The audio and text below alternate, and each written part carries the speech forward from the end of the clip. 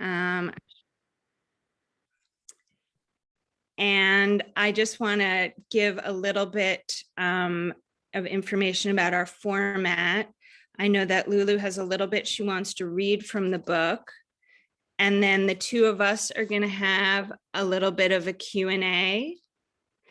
And then I'm going to leave time for those of you who want to ask some questions at the end. So without further ado, Lulu, take it away. All right. Well, yeah, thank you all for being here. I see strangers and then some truly beloved family and friends who I haven't seen in a while. So it's really special to be here. And I wish I was there in person. But yeah, I wanted to just kick off a little bit just with a short passage that, you know, this book, as is my soul, is really sprinkled with Cape Cod in a pretty real way. If you have read it, there's like a very pivotal scene in my own existential journey through time where my dad kind of like dashes any dreams that there is meaning and magic in life. And that happens in Wellfleet, very concretely in Wellfleet, just up the hill from the library on Newcomb Hill Road. But Cape Cod is really a place I like return to for centering, replenishment, everything. But there's also another strand, which is about Penikese Island. And some of you may be aware, some of you may not be, but Penikese Island is one of the Elizabeth Islands. It's kind of all the chain of islands off the, you know, tip of Woods Hole are in this orderly line. And then there's this kind of like booger or runt off to the side, like a little, it gets all kinds of names. But it's this one little treeless, basically, island. And David Starr Jordan, who is the main person that I write about in the book, it's, you know, following his life as a naturalist and weirdly the kind of poor guy, how he intersects with my desire for meaning, but not poor guy because he turns out to be very horrific, so I don't feel that bad. But his story takes a huge, his trajectory of his life really changes on Penikese Island. Again, under a mile long, like a runt, a treeless little, you know, kind of rock, little lump in the bay, Buzzards Bay. And so as I was researching that, I had never heard of the island. And then I started researching the island, and it has this incredible history. I mean, for a place that, again, is almost barren, like I feel like it's almost our Alcatraz of the East, but it's not just Alcatraz. It has been a place where so many different kinds of people, I think of it almost as like a Quixote's playground, because it is windy and people with absurd hopes set up shop there where they try to, you know, whether it's curing leprosy back in the early 1900s. So it was a leper colony. It was briefly in David Starr Jordan's life, it was this home to a little summer camp for scientists. It was a wildlife preserve and continues to be, where, you know, naturalists wanted to save birds. Then it became this really incredible school for young men who were struggling in their lives. Then that closed and it became a heroin recovery center. So there's something about this solitude and the smallness and the barrenness and the beauty. Like, this is a place that keeps drawing hopers, and they're either foolish or they're wise or they're visionaries. But there is so much history collecting on this little rock right out in Buzzards Bay. And so it is definitely a place I think I want to continue to learn about and maybe do more work about. But this chapter, I'm just going to read a small part of it. So this is from chapter 2, and this is the illustration. It's a little hard to see, but it's of a man on an island with all these kind of layers of different creatures underneath. Yeah, I just wanted to read a little bit from that to kick us off. And I guess all you really need to know is that at this point, we've met David Starr Jordan. He's a young man growing up he was born in 1851, and he is passionately into collecting and naming nature. When he was a little boy, he loved the stars and tried to name every star. Then he got into flowers and tried to name every flowers, and he was mapping the world and making these topographies. And no one in his life thought it mattered. His mom actually threw away his collection people made fun of him. They called him basically, he would spend time with a neighbor friend of his who was a naturalist, who was called shiftless and a waster of time.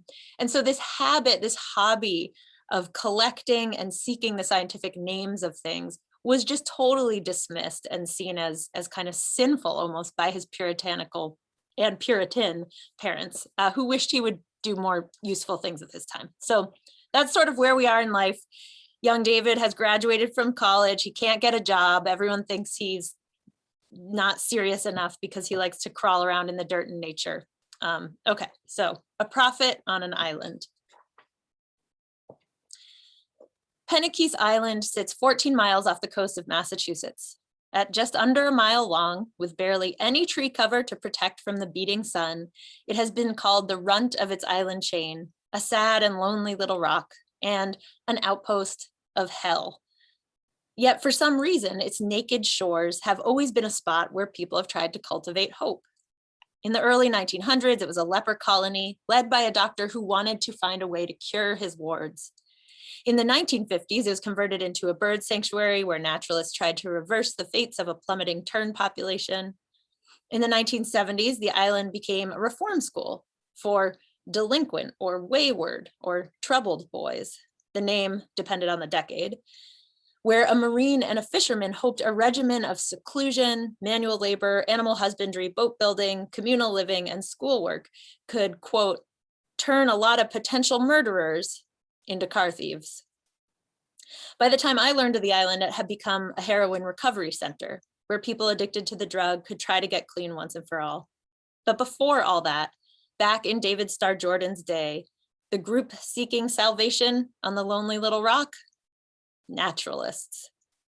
By 1873, when David was a freshly minted Cornell grad, one of the most famous naturalists of the day, Louis Agassiz, had grown gravely concerned about the future of their trade. Agassiz was a Swiss geologist, a charismatic bear of a man with bushy mutton chops, who had earned his fame by being one of the earliest proponents of the Ice Age theory. Agassiz had only come to this vision of an earth coated in ice after making meticulous observations of fossils and scratch marks in the bedrock. As a result, he believed that the best way to teach science was to scrutinize nature. Study nature, not books, was his motto. Sorry, library. And he was known for locking his students in a closet with dead animals and not allowing them to emerge until they had discovered, quote, all the truths which the objects contained.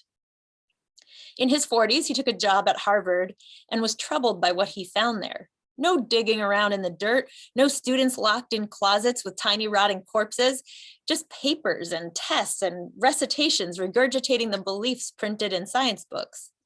This approach concerned Agassiz, who warned that science generally hates beliefs. As late as the 1850s, for example, many respectable scientists still believed in the idea of spontaneous generation, the belief that fleas and maggots could spring forth from particles of dust.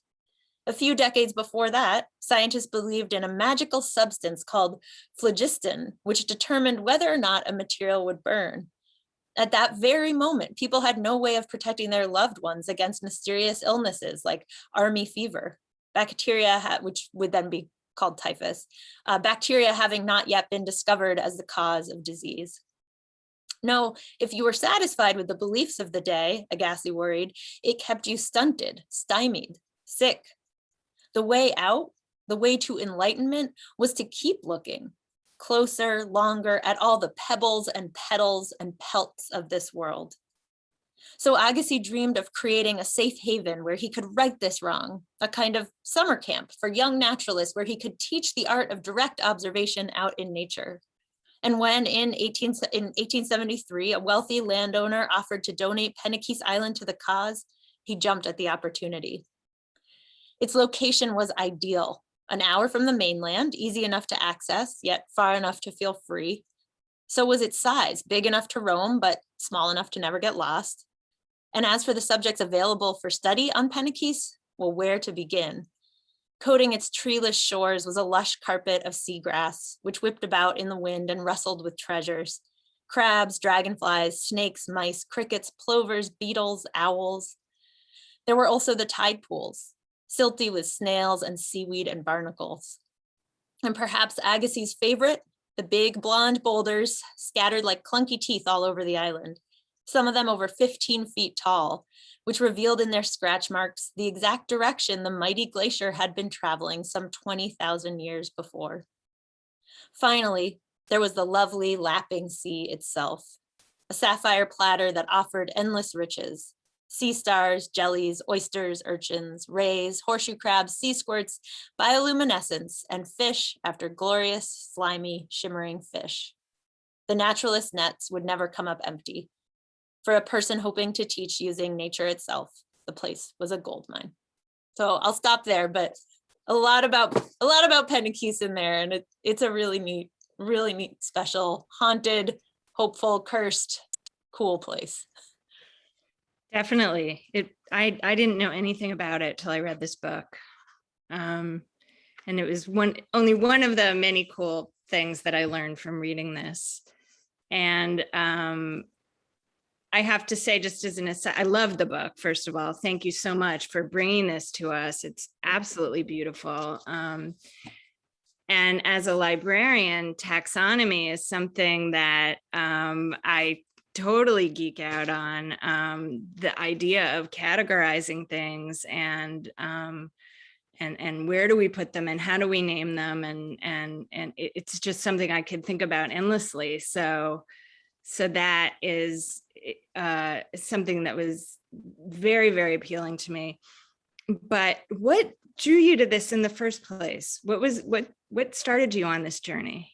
It truly was an accident. I mean, I had heard this little detail. I didn't even know David Starr Jordan's name, but years before I had been on a tour of a science museum out in California, San Francisco, and I had heard this little detail about how after the great earthquake of 1906, many of the specimens were burned, but actually the fish specimen didn't burn because of all the alcohol in the liquid, but they were separated from their names. And it felt like this profoundly biblical, like man's knowledge ripped off and there they become unknown again. Like it felt like Genesis in reverse.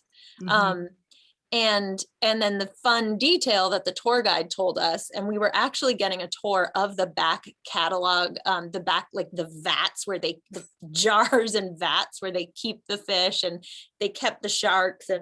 And so the tour guide, in this kind of theatrical moment, he pulled out a vat inside of which was like a preserved dead hammerhead shark. And he showed us how the label, how this person, the curator in charge, had invented the technique of tying the name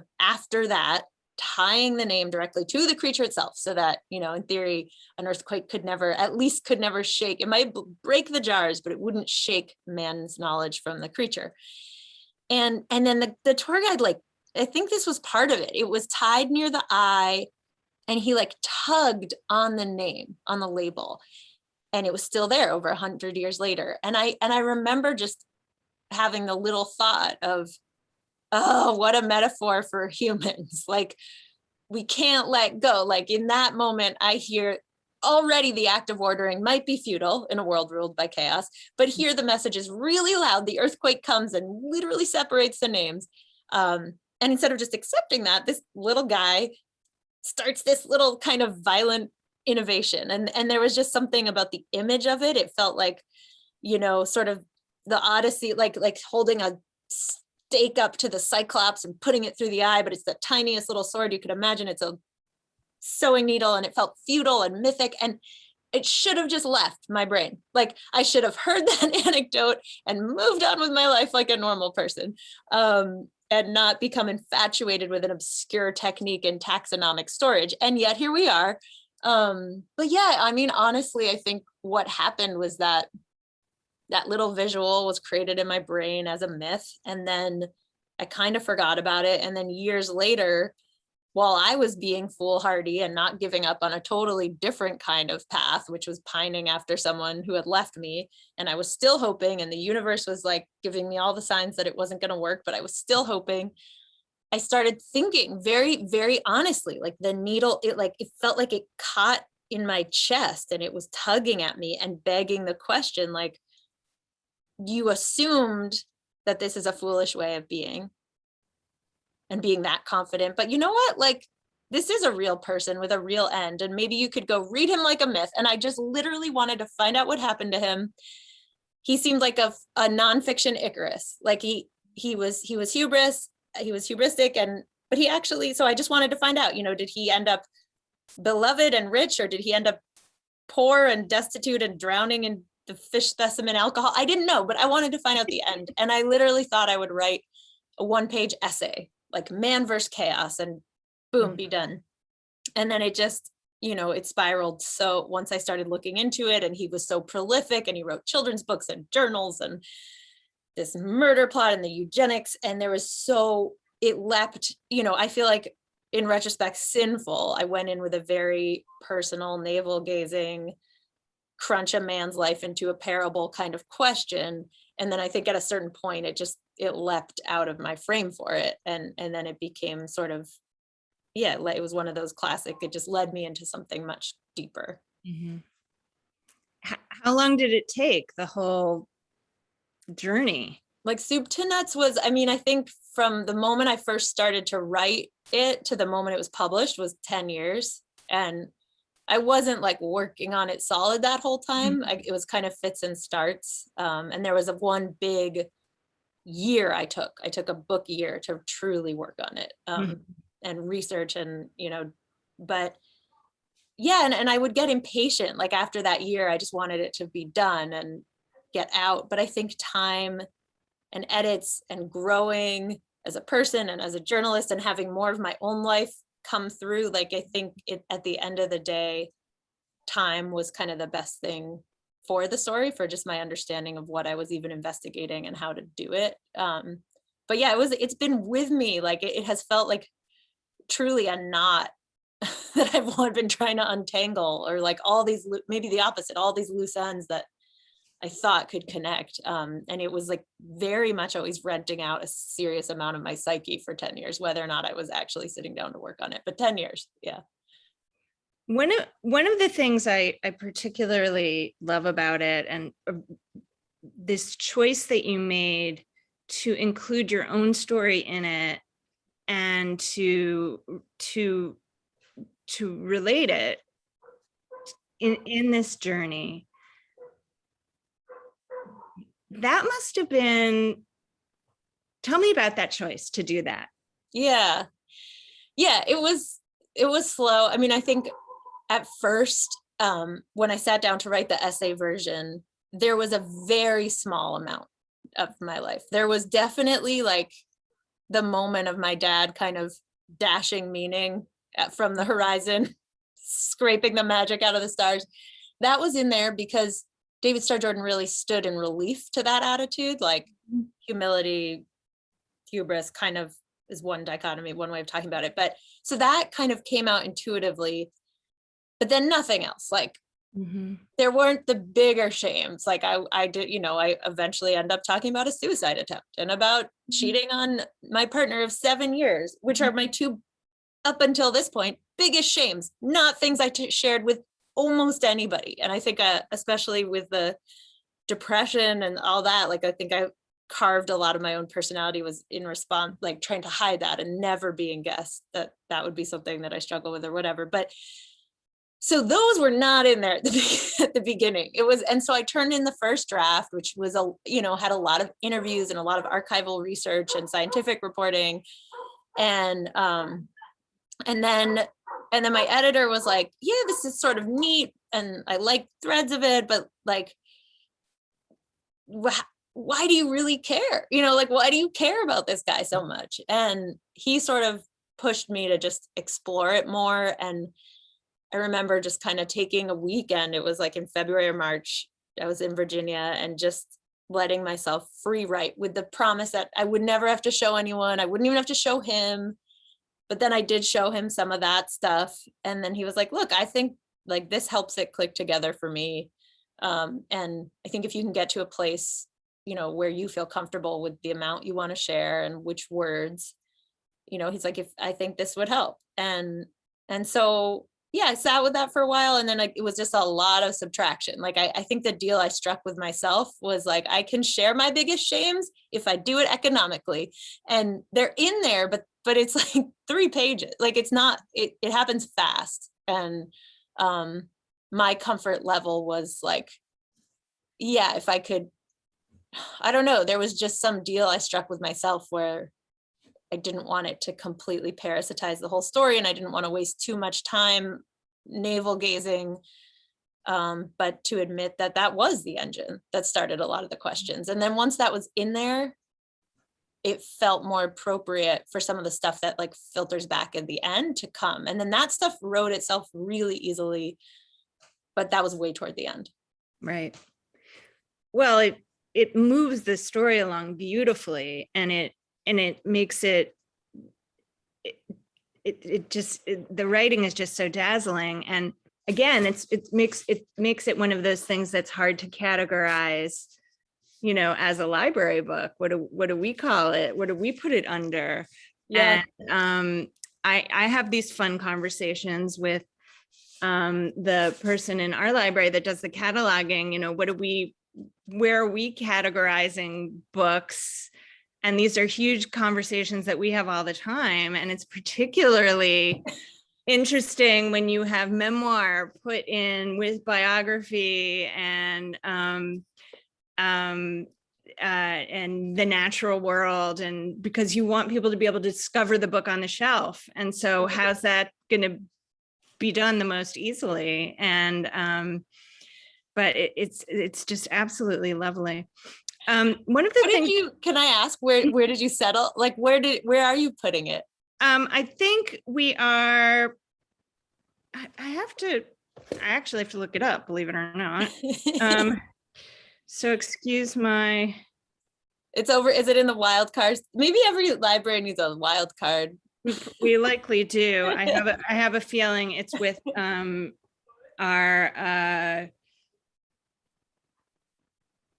I have a feeling it's in our natural world, category. But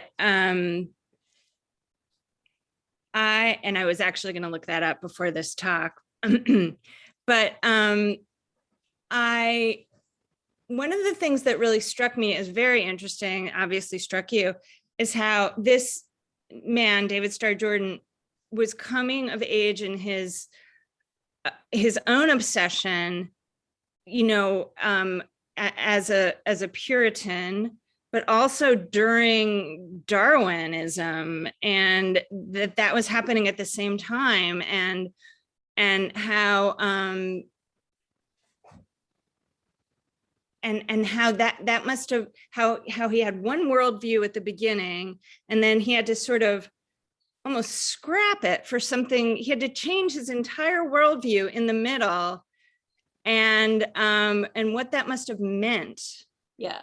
And I just found that so interesting, and possibly, and then like to move to eugenics after that, I don't even know, but yeah.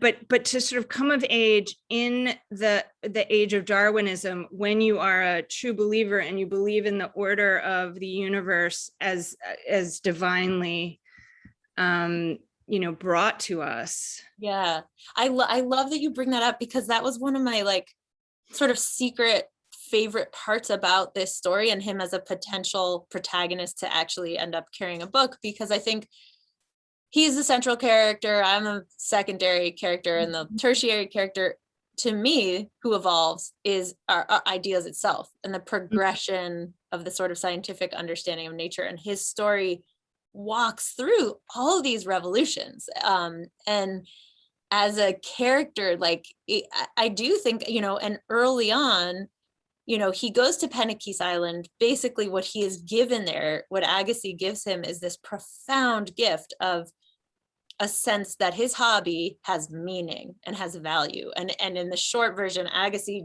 bestows these wonderful lectures where he essentially says that every species is a thought of God, and the work of studying the natural world is to literally translate the words of God and understand the sort of divine intention, and that what you're gleaning is the divine plan. And it's not just this order, it's not just this hierarchy. It's both a hierarchy of sort of God's judgment and what traits he values more. This is all Agassi's sort of theory.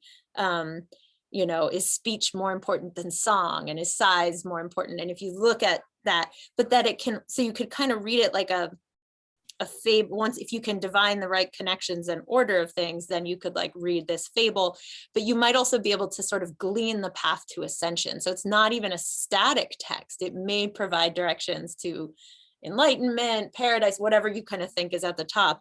And so for David at that point in his life to be told, like, he had been just bullied, pushed aside, told what he loved didn't matter, and suddenly it just rearranges everything. He's given this worldview that says what he is doing is the most important thing. It's the path to human salvation, and most people might not get it, but it's quiet and it matters.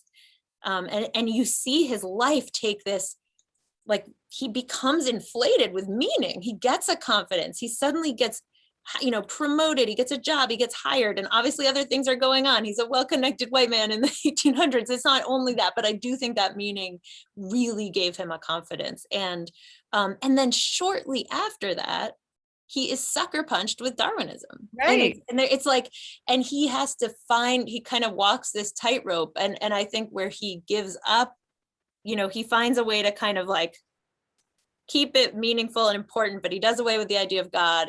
But he believes that time sort of forged, accidents and chaos and randomness forged what he still sees as a hierarchy. And I think that's the key word there.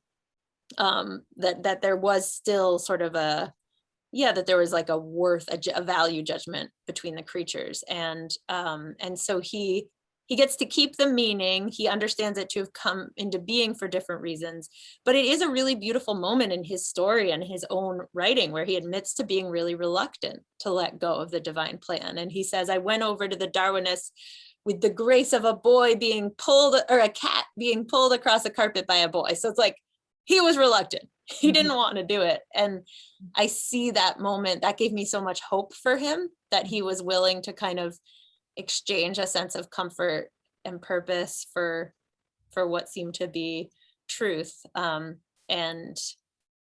that such flexibility in thinking did not, unfortunately, remain for him as he got older, and he really began to grip to some bad ideas tightly. But that was a real moment of malleability. That I don't know. I admire that. It's hard to give up a belief system. It sure is. And I can't imagine being a scientist I can't imagine coming of age as a scientist in the middle of Darwinism happening, dropping down right in the middle of it. I can't imagine what that must be like. And Agassiz protested it till his dying day. He called the idea that, humans evolved from monkeys repulsive. And he just, I think there were some people who just couldn't, it called too much of what they were doing into question, and they couldn't get there. Yeah. Wow. What was it like for you to start discovering things that you did not like about your subject matter? It was a mix of things. I mean, honestly, like, there's the part of me as a storyteller that's like, I love horror movies. I love plot twists. Once I started to see how dark, and it was, I had heard that there was this book about, I had seen that he was vaguely involved in eugenics, but I had talked to a historian who said, don't make too much of that. Every early 20th century science story ends in eugenics. It's like, it touched everyone. So yes, that, but it probably was just, he was caught in the tidal wave. And I didn't realize the extent to which he brought it over, and like how passionately he was raising money. He was squashing dissent. He was using his prestige to convince people. Like, he wasn't just part of a tide, but I didn't know that at first. And I saw there was this book about some murky involvement in the death of Jane Stanford, but I had been told, like, that's kind of a conspiracy theory. So, like, I saw there was stuff out there that I knew I had to look at, but I wasn't sure what was what. And then I think as I started to sort of see very irrefutable evidence about certain things, like the violent way he protected his friend who'd been charged with a sexual, assault basically, or indiscretion, and he fired the accuser. And there were these, I don't, again, I'm not sure about the murder. I do feel very positive that he covered up that it was a murder, but like the more and more I saw the depths of his just violence, emotional violence, and then the ways in which he didn't just support the ideas of eugenics, but he didn't let go of his certainty, and he didn't listen to the opposition. And discovering that was like, well, this is going to be a really fascinating character, because to study how he got there when there was so much potential and charm at the beginning, like as a narrative person, I like a complex character. So then I was like, ooh, this will be more interesting than just like a tra-la-la twee read. But personally, it was horrifying because I had started to really like him. Like I liked a lot about him, and I authentically had this hope that maybe there is like a way to ignore reality and be overconfident that believe in yourself, that doesn't necessarily mean shutting out the world and being hubristic and cruel. And then it felt, and again, the premise, like, I know the whole premise is bunk, like you can't draw universals from one person's story, but that feeling of like, oh, I can't follow, this guy's not a role model, that was disheartening, because it felt like it just left me kind of lost and unsure of how to be. So the part of me that wanted him to be a guide or sort of a role model felt deflated, and the part of me that had begun to really love him felt kind of disgusted. But then the journalist felt kind of juiced up and excited. Yeah.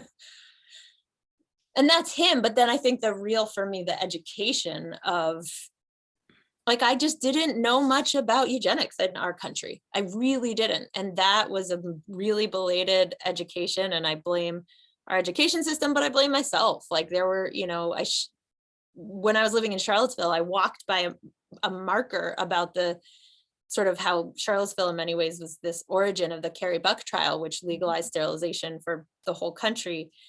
And this plaque was outside my favorite bagel place. I never read it, like the clues were there. And, so I kind of embarked on this whole education about what we had these fairs and what we did this and what the Nazis were putting us on their posters. And that was, and then what it was still happening, what it is still happening, the sterilization in particular, all other kinds of eugenics too. But, I know there are many people in this country who are keenly aware of that and feel that history. But for me, that was something, it was belated, but like very revolutionary in terms of my understanding of where I'm from and where we live and what kind of system made me. So that is still, that's I think the more important thing that my kind of silly emotional premise led me to understanding.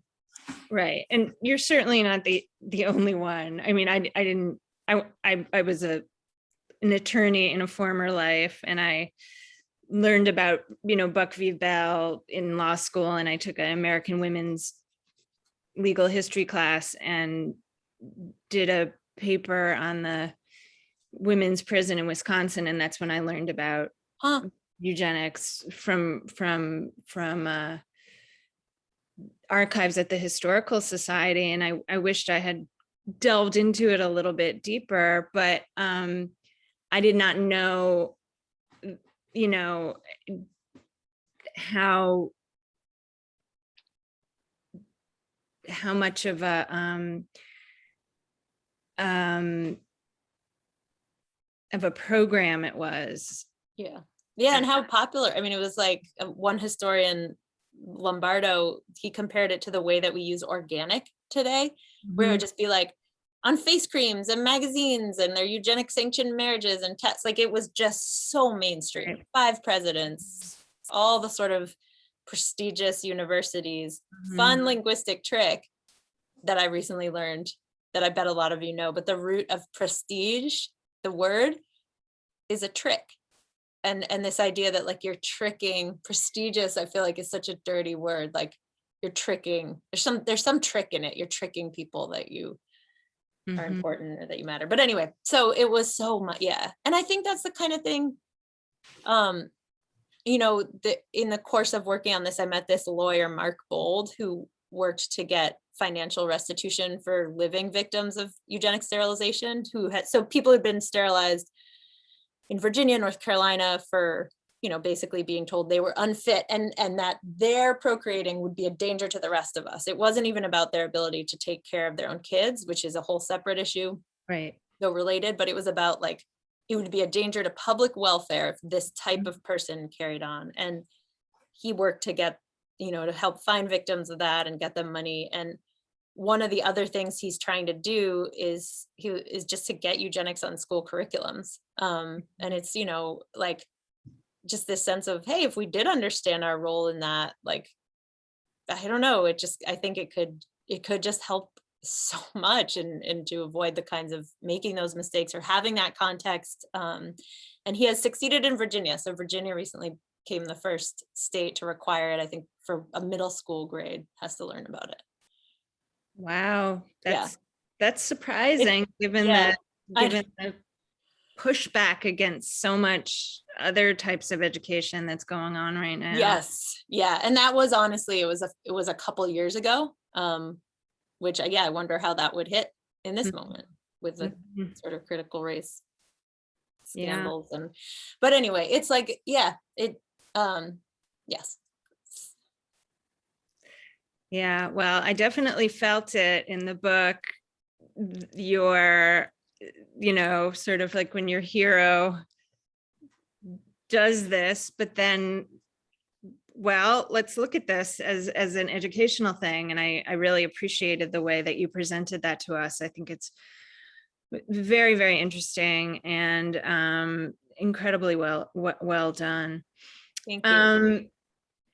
I do have other questions, but I'm also mindful of the time. So I was wondering if there were people who are here today who have questions for Lulu.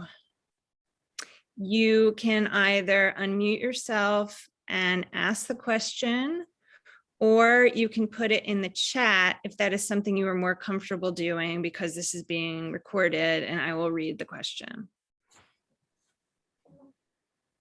Mark B, I love the idea of potpourri as a category. I love that so much. I actually use that word all the time when I'm talking about radio stories, like, let's let it be a potpourri of things, you know.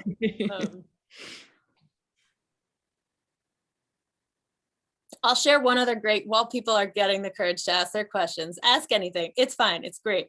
But I'll share a great line someone told me so recently. So Lydia XZ Brown is a lawyer and scholar who works on a lot of disability stuff. And I was interviewing them about Helen Keller. We're Radiolab, we're doing a story about Helen Keller, who has a very complicated legacy, like extremely. She was also into eugenics for a bit, and we're working with a blind deaf reporter who is really interested in wanting to tell her story, and it's really fun and amazing. And it has similar and so the reporter is kind of on this quest of like, what do I do with Helen Keller's legacy? Because I have all this anger, but I also admire her and feel for her, and she was of a time and blah, blah. And we were talking to Lydia XZ Brown, who has written about Helen Keller, and Lydia XZ Brown said, look, you don't glorify or villainize. Like, they are both putting someone up on a pedestal or taking them down. They are equally dehumanizing. And just look at who they were as a person and how they came to be. But I love that idea that like it's like both are equally dehumanizing. I thought that was a good quote. I do want to ask you one question. Why don't fish exist? Oh, okay. So the easiest way to do it is, so think about a salmon, a lungfish, which is kind of fishy fish, a little bit chubbier, and a cow. And then ask which of these two are most related to each other. And usually probably say trout and salmon, they're both fishy, they look like fish, smell like fish, swim like fish, must be fish. But, and for a long time, taxonomists kind of classified them that way. But as you start to look inside and start to kind of follow the the path of cladistics, which is this form of taxonomy that actually David Starr Jordan helped to bring into being, which is very concerned with basically being able to read this time, the way that time is flowing through creatures by isolating the evolutionary novelties. So things that are newer, and once you can identify those, you can start to get a better sense of relationships. And anyway, but the whole idea is like, don't be distracted by the costumes creatures wear. Their outerwear is more about environment. You really want to look inside to understand their connections. And so when you do that, you start to see that actually lungfish and cows both have lung-like things, and the lungfish and the cow both have this thing called an epiglottis, which is a little flap over the throat. And the lungfish and the cow, their hearts are formed more similarly, and there are all these other little things anatomically that reveal this very stark, kind of obvious truth to people who can study these things, which is that a lungfish and a cow are way more closely related to each other than a lungfish and a fish. And when you start to accept that, you start to see that like this category of fish that we have created is kind of like a gerrymandered category where we're leaving things out that should be in there, and we're putting things in that don't really belong because they feel intuitive.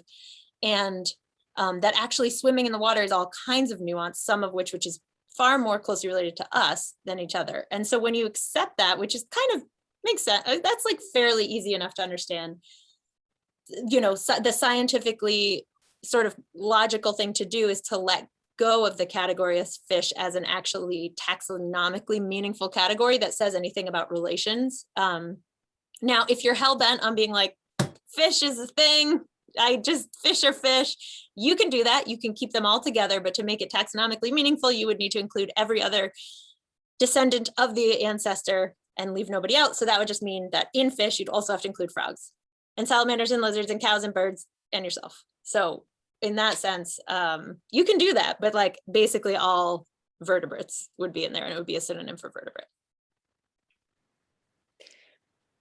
Does anybody else have any questions for Lulu?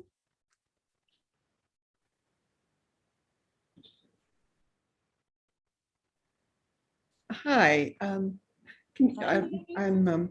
a friend of the Millers, and it's wonderful to see you again, Lulu, and always fabulous to hear you. You're so charismatic the way you present your ideas. We love it. We're big fans, and we're huge fans of the book as well. But I haven't read it for, gosh, it's been a year, I think, hasn't it? Or was it more than that? Yeah, about it. Yeah, a little more than a year. Yeah, Since it came out.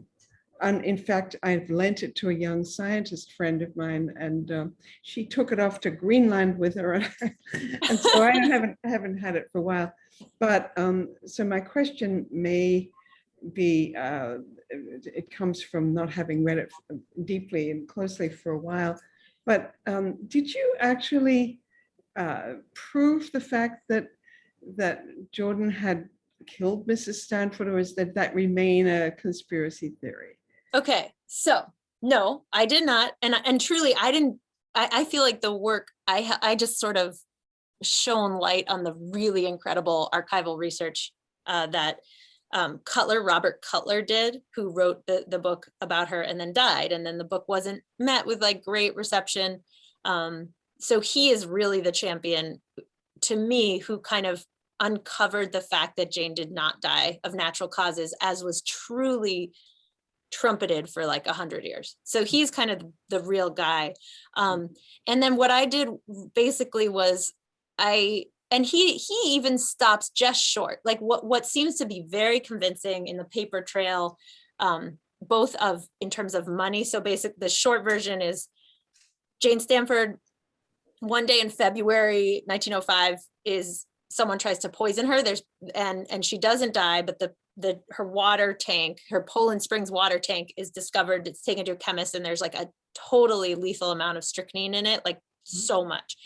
Then she's all shaken by someone wanting her to be killed, so she and her maids fly off to Hawaii for some R&R, and then she dies rapidly at basically between the hours of 11 p.m. and 11:30 with convulsions, and just dies screaming out in pain, and then dies, and her jaws clench. And then this immediate, like, doctors come, and a jury of kind of peers are convened, and there's chemists and coroners, and they find that there was strychnine in her bottle of baking soda, which she was taking for her belly. Mhm.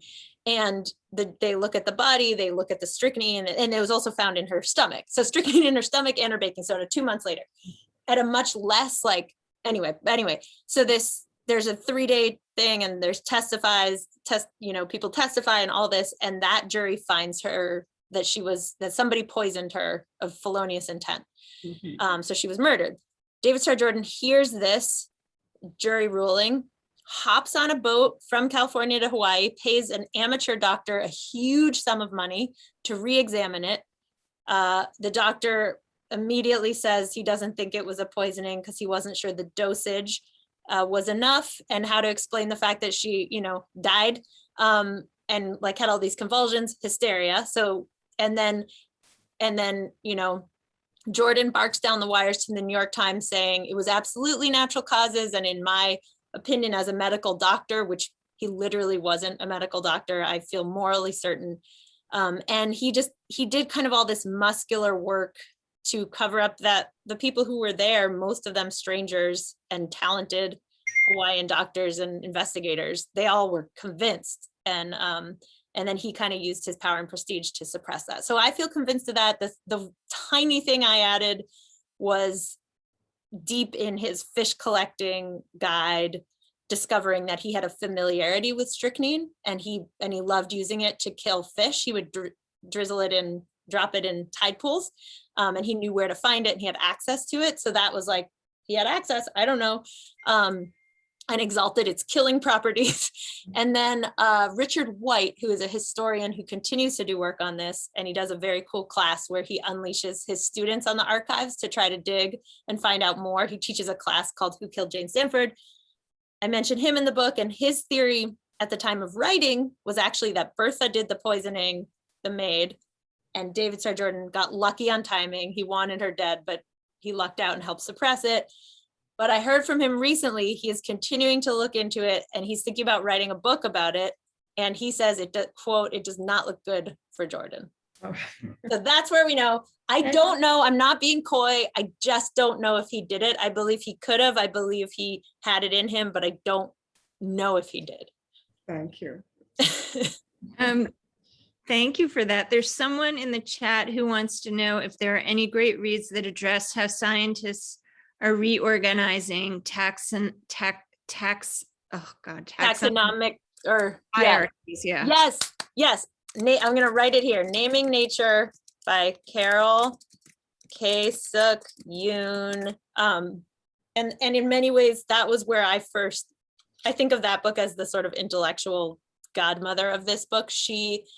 She was a biologist, and then became a sort of science writer for the New York Times. And she lived through what she calls the death of the fish, which is when this new way of classifying animals came on the scene. And she sort of like describes these scientists strolling into the classroom and like killing the fish. And she just does a fantastic, the whole book is dedicated to that. And actually, interestingly, she set out to write this book because she was interested in looking for sort of the different folk taxonomies that different cultures had all across time and the globe.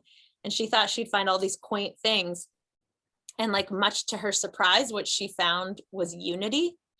And to her, that speaks of what she calls the Umwelt, which is this idea, this kind of sense of your environment. And like, she sort of makes a pretty cool case for this idea that there's a somewhat intuitive shared sense of natural order, which we then see reflected in the Bible and in early scientific texts. And so that unity is kind of the culprit, and that science, the more and more we look, there's often kind of a clash between intuition and reality. And so anyway, she just details it all so well and so clearly. And there's so many other cool factoids, like zebras don't exist and crocodiles, or I can't remember them all right now because it's too late in the day, but there are all kinds of other, it redraws the whole tree of life in a really wild way. Can I ask a lame question? Please. So I stumbled across your article, The 11th Word, online, and I was just in awe of your mind and the way you write. And I would love to know to what you attribute that. And Oh, this is that's so no, I'm sweet. serious. And this is, yeah, it's, yeah, I'll just leave it at that. What, I were you mean, a voracious reader? You have great genetics. I The, do. My genetics, many of the, it appears that some of my genetics are here. No, I really do. I mean, I grew up in a household that really valued two things that I think, I mean, first of all, thank you. That means so much. And I think like I grew up in a household that valued storytelling and communication and investigation. My dad is a scientist and he's interested in how the world works. And my mom is a professor of Russian literature and loves stories and loves how they kind of, she herself is constantly changing what she's looking at in stories. She heard Dostoevsky's kind of her main guy, and she used to analyze some of the big characters, but lately she's been interested in this concept she calls the smalls, and how the small of the world, the shadows and plants and things off screen, can reveal a bigger truth. And like they are both just yeah, I think I in a lot of ways I grew up just seeing both storytelling, but also authentic investigation into the kind of uncomfortable realm of truth, even when it doesn't make sense or it's confusing. They were both passionate about it in really different ways. So that felt just like this massive gift to me where it was valued and it was cared about. And if I showed them something, I think I got this nice mix of my mom being like, well, you're amazing, and my dad being like, don't use a passive voice, get strong. Like, and so this kind of support, but then rigor to get better. And yeah, and then as I've gone on, just I love listening. I love watching documentaries. I love essays. I love seeing how people, in particular nonfiction, like how they, what they choose to look at, and then form. How do you do it? Where do you start? Do you start with the ending? Do you start with like a nonverbal thing? Like I am a documentary dork and I'm listening and reading. Essays in particular, in terms of reading, are kind of my favorite form. But I'm just constantly imbibing and trying to try new tricks and seeing how people see, like sometimes if something moves me, I'll sometimes literally outline it, like, and see what was done to me, because I do believe stories are mechanical objects, and they're like catapults where like if you just get the weight right of the ideas and the plot, you can sucker punch someone, you know? And so I'm constantly, I really enjoy that too, but thank you, parents. We have a question in the chat. What have you read lately that you've loved? Oh, for some reason, what's jumping right to my brain is an essay called Such Perfection by Chloe Cooper Jones, where she has a disabled body and she goes to Italy, the land of kind of like revering ideal aesthetics, and has to come to terms with like how much she also reveres ideal aesthetics. And she writes about, I think it's Lake Garda and the statuaries, and it's just this like, it's funny and it's deep and it feels like swimming in a cool blue lake. And then this book, it's a little bit darker. It's called The Third Rainbow Girl. And in theory, it's been categorized as true crime. That's by Emma Eisenberg. But it's about this kind of, it's about a double murder in Appalachia in the 80s, where the narrative was like the country folk killed the two hippie girls who were visiting for a music festival. But then she lived there for many years and tells a much deeper story about kind of culture and place in West Virginia. And it is, there are all these like Sontag quotes, and it's a really beautiful meditation on narrative and journalism and truth. And she has this one line that was like, there's no bond stronger than that between two people who have conflicting like senses of a narrative. And it's just like how you're bound to the people who have a different sense of your same story. And yeah, it was just that's really, really beautiful. And okay, I'll do one more. Ross Gay, The Book of Delights, is just these little mini essayettes on things that delight him. And Ross Gay is this poet and orchardist, and he's magical. And the book is just, it's so great. Well, I'll have to add those to the collection. Thank you. Yeah. And we certainly have a yearbook in our collection. And, Well, thank you. and I wish I would keep trying to provide a link for people to buy it, but it's back ordered everywhere. Oh, yeah. I don't know. Here, there's a great feminist bookstore in Chicago near me, and I think they have it. All You right. could order from them and not support the big bad. I was trying to do a bookshop.org thing, but yeah. Here, I love them. They're really cool. Or you just can wait for Steve and Russell to, wait till they come back and stuck in the Wellfleet market. We all like that too. Women and children first. Yeah, and they do ship. All right. I don't know. That's just, or just get it from your library. We like libraries. Yeah. But Thank you. Oh, thank you, Jennifer, for having Lulu there. And Thank you. oh, it's just wonderful. And I can attest to her childhood. I had an inside view of that, and it's possibly one of the most delicious, loving, accepting, allowing, brilliant child rearing I've ever seen. Wow. Shay has the unbiased viewpoint of being my aunt. See, and that's what I keep calling the silver lining of our expanded meeting space during this pandemic, is that we can include people from all over. Of course, Lulu, we would love to have had you in our library, in our meeting space, but next time. Okay, I'll try to write another book. Look for me in 15 to 20 years. Yeah, absolutely. Thank you all so much for coming and spending an afternoon with us. And we look forward to seeing you all again soon. So take care. Great. Thank you so much. Bye-bye. And tell your friends that we have recorded this and we will be putting it up on our YouTube channel. Take care. Thanks. Bye. Bye, darlings.